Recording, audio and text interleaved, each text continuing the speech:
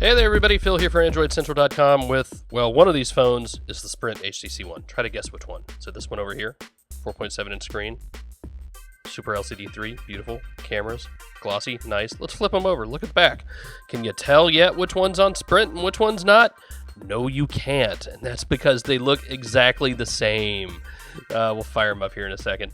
But first, look, from that side, still nothing. From this side, still nothing. Same hardware, top and bottom. In fact, I'm going to drop it, and you still can't tell which one it is. In fact, we'll do a little shell game here. Now, I don't even know which one is the Sprint version, so let's turn them on and find out.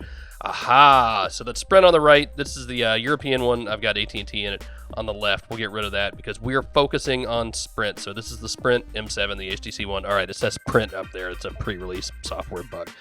But here it is, and it's, for all intents and purposes, the same phone as just about everything else out there, especially the European version. There's not a whole lot of software on this. Again, you can see it says Sprint when you pull down. Well, it says Print when you pull down, and that's it. Here are the home screens. Not a lot going on. So there's blink feed. We've walked you through this I don't know how many times now. Sprint has not really taken over this phone, and that's, you know, kind of par for the course for them these days. The settings menu looks exactly the same. It hasn't been skinned differently, which is nice to see. Now, storage-wise, 32 gigabytes. They've used about 7 with the OS and apps and all that stuff. Nothing's really changed here, right? So good to see. Nice on you, Sprint. Software versions, again, Android 4.1. We'll hop down here at the bottom and show you. There it is, Sense 5, Android 4.1.2. So the same phone across the board. So you do have a couple Sprint apps. You saw Sprint Zone there. Here's the custom view in the app drawer, and this is what you see when you first launch up, right? And everything is kind of buried a little bit in folders. Not everything, but the Sprint apps are, right? So there's Sprint Zone, there's Sprint Worldwide. This is a roaming phone, by the way. So yes, it has the LTE SIM card externally, just like every other HTC One. So that's where it is. And you've only got a couple Sprint apps. I don't even see Lookout in this view.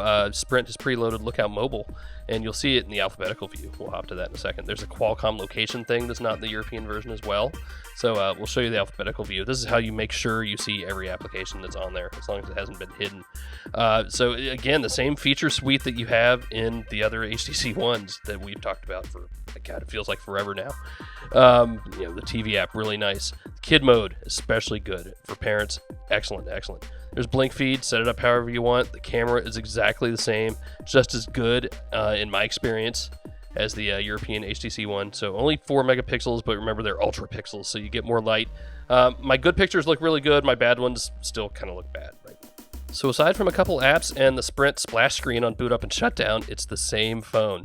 So there you go, quick walkthrough of the Sprint HTC One. See ya. Hey everybody, it's Phil from Android Central, and if you want to help out the site and look good, go get the best damn Android t-shirt anywhere from shopandroid.com.